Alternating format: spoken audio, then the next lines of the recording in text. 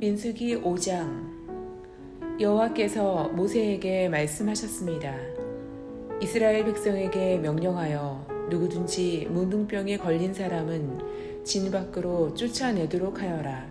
그리고 피와 고름이 흘러나오는 악성 피부병 환자와 시체를 만진 사람도 쫓아내어라. 남자든 여자든 가릴 것 없이 진 밖으로 쫓아내어라. 그래서 내가 너희와 함께 사는 이 진을 더럽히지 마라. 이스라엘은 하나님의 명령에 복종했습니다. 그들은 여호와께서 모세에게 명령하신 대로 그런 사람들을 진 밖으로 쫓아냈습니다. 여호와께서 모세에게 말씀하셨습니다. 이스라엘 백성에게 전하여라. 남자든 여자든 다른 사람에게 어떤 잘못을 행하여 여호와를 배반하고 죄를 저질렀을 때에는 자기 잘못을 고백하고 손해를 본 사람에게 다 갚도록 하여라. 갚을 때에는 5분의 1을 더해서 갚아야 한다. 만약 피해를 본 사람에게 보상을 받을 만한 가까운 친척이 없으면 잘못을 저지른 사람은 죄를 씻는 순양에 배상금을 더하여 여호와께 갚아야 하고 그 갚은 것은 제사장의 몫이 될 것이다. 이스라엘 백성이 바치는 모든 거룩한 예물 가운데서 이스라엘 백성이 제사 지낼 때 제사장에게 가져온 것은 제사장의 몫이다. 모든 거룩한 예물은 바친 사람의 것이다. 그러나 그것을 제사장에게 주었으면 그것은 제사장의 것이 된다. 여호와께서 모세에게 말씀하셨습니다. 이스라엘 백성에게 전하여라. 만약 어떤 남자의 아내가 잘못을 저질러 남편을 배반하고 다른 남자와 동침하였는데도 남편이 자기 아내의 나쁜 짓을 모를 뿐 아니라 본 사람이 아무도 없고 아내가 나쁜 짓을 하다가 붙잡히지도 않았다고 하자. 그런데 남편이 질투하는 마음 때문에 아내가 죄를 지었건 죄를 짓지 않았건 자기 아내를 의심한다고 하면 남편은 아내를 데리고 제사장에게 가거라. 그때 남편은 아내를 위해 바칠 제물도 가져가거라. 제사장에게 가져가야 할 제물은 보리가루 10분의 1 에바이다. 이 제물에는 기름을 붓거나 향을 얹지 마라. 이것은 질투 때문에 바치는 곡식 제물이며 아내에게 죄가 있는지를 밝혀주는 곡식 제물이다.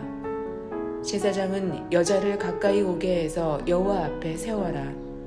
제사장은 거룩한 물을 오지 그릇에 담아다가 성막의 바닥에 있는 흙을 그 물에 타라. 제사장은 여자를 여호와 앞에 서게 하고 머리를 풀게 한 다음에 질투 때문에 바치는 곡식 제물을 여자에게 주어서 들고 있게 하여라. 그리고 제사장은 저주를 내리는 쓴 물을 들어라. 제사장은 여자에게 맹세를 시키고 여자에게 이렇게 물어보아라. 그대는 다른 남자와 동침한 일이 없는가? 그대는 남편을 배반하여 몸을 더럽힌 일이 없는가? 만약 그런 일이 없다면 저주를 내리는 이 물이 결코 그대를 해치지 못할 것이다. 그러나 만약 그대가 남편을 배반하였거나 남편 말고 다른 남자와 함께 누웠다면 이때 제사장은 여자에게 저주를 받아도 좋다는 맹세를 하게 하고 이렇게 말하여라. 여호와께서 내 넓적다리를 떨어져 나가게 하고 내 배는 부어오르게 하셔서 내 백성 가운데 본보기가 되게 하실 것이다.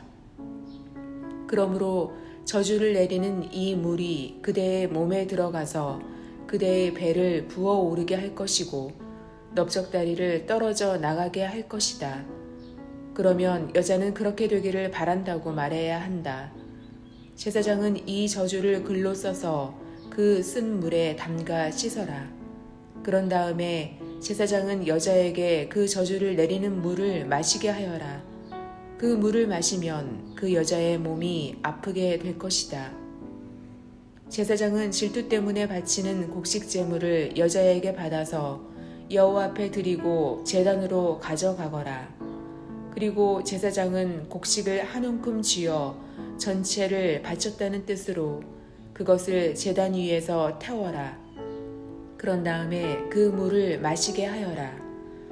제사장은 여자에게 물을 마시게 한 다음 여자가 몸을 더럽히지 않았는지를 살펴보아라. 만약 여자가 남편에게 죄를 지었다면 물이 몸속에 들어갔을 때에 여자의 배가 부어오를 것이고 넓적다리는 떨어져 나가게 될 것이다. 또한 백성 가운데서 저주거리가 될 것이다. 그러나 만약 여자가 몸을 더럽히지 않아서 깨끗하다면 해로운 일도 일어나지 않을 것이고 아이도 낳을 수 있을 것이다. 이것은 질투에 관한 가르침이다.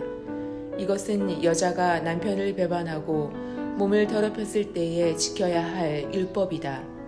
또한 남편이 자기 아내에게 질투할 때도 남편은 아내를 여호와 앞에 세워야 하며 제사장은 위에서 말한 모든 일을 해야 한다. 이것은 율법이다. 만약 남편이 옳다면 여자는 죄의 대가를 받을 것이다. 민수기 6장. 여호와께서 모세에게 말씀하셨습니다. 이스라엘 백성에게 전하여라. 남자든 여자든 특별한 맹세, 곧 나실인의 맹세를 해서 자기를 여호와께 헌신하기로 했다면 포도주와 독한 술을 마시지 말고 포도주나 독한 술로 만든 초도 마시지 마라. 또 포도나 건포도도 먹지 마라. 나실인으로 살기로 맹세한 동안에는 포도나무에서 난 것은 아무것도 먹지 마라. 씨나 껍질도 먹지 마라. 나실인으로 살기로 맹세한 동안에는 머리털을 깎지 마라. 여호와께서 맹세한 특별한 기간이 끝날 때까지 그는 거룩해야 하므로 머리털이 자라도록 내버려 두어라. 나실인은 여호와께 맹세한 특별한 기간에는 시체를 가까이 하지 마라. 설사 그의 아버지나 어머니나 형제나 누이가 죽었다 하더라도 그들의 시체를 만지지 마라. 만약 만지면 부정해질 것이다. 그가 하나님의 나실인이라는 표가 그의 머리에 있기 때문이다. 나실인으로 살기로 맹세한 동안에는 여호와께 거룩하게 구별된 사람이다. 만약 어떤 사람이 그의 곁에서 갑자기 죽어 어쩔 수 없이 여호와께 헌신한 그의 머리를 더럽혔다면 몸을 깨끗하게 하는 날인 7일 뒤에 머리를 모두 깎아라. 그리고 8일째 날 산비둘기 2마리나 집비둘기 새끼 2마리를 회막 입구에 있는 제사장에게 가져가거라. 제사장은 그 가운데 1마리를 죄를 씻는 제물인 속죄 제물로 바치고 나머지 1마리는 태워드리는 제물인 번제물로 바쳐라. 그렇게 해서 죄를 씻는 예식을 행하여라. 그가 시체를 가까이 했기 때문에 죄가 있느니라. 바로 그날 그는 자기 머리를 거룩히 구별하기로 다시 맹세하여라.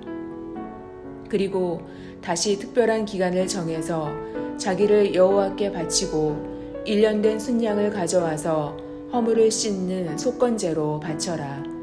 그 전까지의 기간은 무효이다. 그것은 그가 그 기간 동안에 부정해졌기 때문이다. 나실인의 규례는 이러하다. 맹세한 기간이 끝나면 회막 입구로 가서 거기에서 여호와께 제물을 바쳐라. 흠없는 1년 된 순양을 번제물로 바치고 흠없는 1년 된 암양을 속죄 제물로 바쳐라. 그리고 흠없는 순양 1마리를 화목제물로 바쳐라. 그 밖에도 누룩을 넣지 않고 기름을 섞어 만든 빵과 누룩을 넣지 않고 기름을 발라 만든 과자를 가져와서 곡식제물과 부어드리는 제물인 전제물과 함께 바쳐라. 제사장은 이 제물들을 여호와 앞에 가져와서 죄를 씻는 제사인 속죄제와 태워드리는 제사인 번제로 바쳐라. 그런 다음에 순양을 잡아 여호와께 화목제물로 바치며 그때에 누룩을 넣지 않은 빵인 무교병 1광주리를 함께 바쳐라. 그리고 곡식제물과 전제물도 바쳐라. 나시린은 회막 입구로 가서 그가 바친 머리털을 밀고 그 머리털을 화목제물 밑에서 타고 있는 불에 올려놓아라. 나시린이 머리를 모두 민 뒤에 제사장은 순양의 삶은 어깨고기와 광주리에 들어있는 누룩을 넣지 않은 빵과 과자를 하나씩 나시린에게 주어 손에 들고 있게 하여라. 그런 다음에 제사장은 그것들을 여호와 앞에 흔들어 바치는 제사인 요제로 드려라. 그것들은 거룩한 제물로서 제사장의 몫이다. 또 흔들어 바친 순양의 가슴 고기와 높이 들어 올려 바친 넓적다리 고기도 제사장의 몫이다. 그런 다음에야 나시린은 포도주를 마실 수 있다. 이것은 나시린에 관한 율법이다. 누구든지 여호와께 자기를 구별하여 나시린이 되기로 예물을 드린 자는 이 외에도 힘이 미치는 대로 하고 그가 맹세한 대로 자신을 구별하는 법을 따르라. 여호와께서 모세에게 말씀하셨습니다. 아론과 그의 아들들에게 전하여라. 너희는 이스라엘 백성에게 이렇게 복을 빌어 주어라.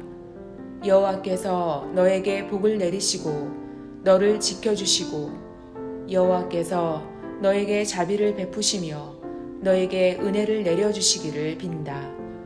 여호와께서 너를 내려다보시고 너에게 평화를 주시기를 빈다.